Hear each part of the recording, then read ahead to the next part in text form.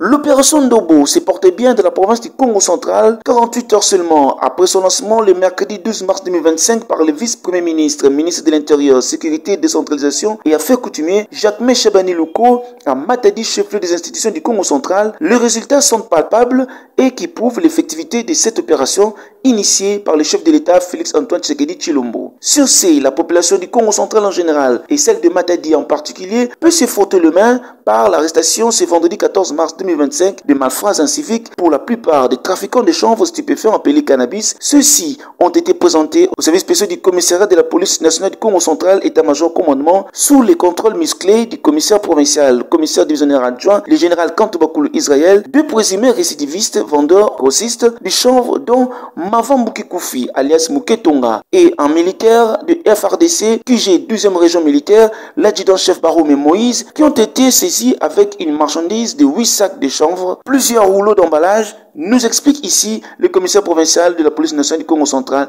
le général Kantou Bakulu Israël. Le vice-premier ministre, le ministre de l'Intérieur, avait lancé l'opération Ndobo ici dans la province du Congo central. C'est ainsi que les éléments de la police, du commissariat provincial du Congo central, 6 terrains, ils ont tombé la main sur les deux personnes que vous voyez en face de nous. Monsieur Koufi, alias Mouketonga, lui il est spécialiste en vente et achat en gros de cannabis. Chose malheureuse que je suis en train de déplorer, toujours en revenant sur un adage qu'un de mes anciens de l'armée nous disait: si vous voyez l'insécurité persister, c'est que les gens de l'ordre, ils sont dans cette insécurité-là.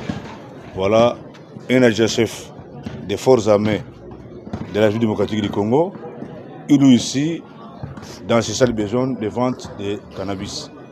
Je ne sais pas si nous, les agents de l'ordre, nous commençons à faire ça, comment nous allons éduquer la population.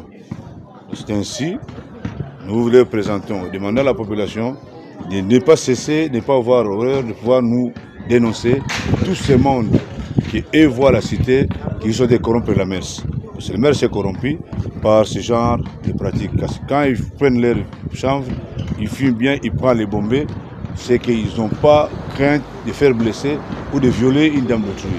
Donc c'est ainsi qu'ils sont là, présentés aujourd'hui à la presse. Et leurs marchandises que vous voyez là, ça c'est du cannabis bien emballé. Et les papiers là, c'est des papiers bien spécialisés pour la vente et la commercialisation de ces stupéfiants là. Ce n'est pas pour la consommation, mais ici la vente est vraiment industrialisée. Voilà la quantité qui a présence et c'est notre frère qui a ça. Et dans ces habitudes, ce n'était pas aujourd'hui. À tout moment qu'il est interpellé, nous avons été victimes d'une réquisition d'information. Quand les agents vont chez lui, avant même que vous introduisez chez lui, vous avez un appel d'une autorité judiciaire. Alors aujourd'hui, grâce à cette opération qui est lancée officiellement par le vice-premier ministre de l'Intérieur, aujourd'hui nous avons mis la main sur ces messieurs. Nous attendons.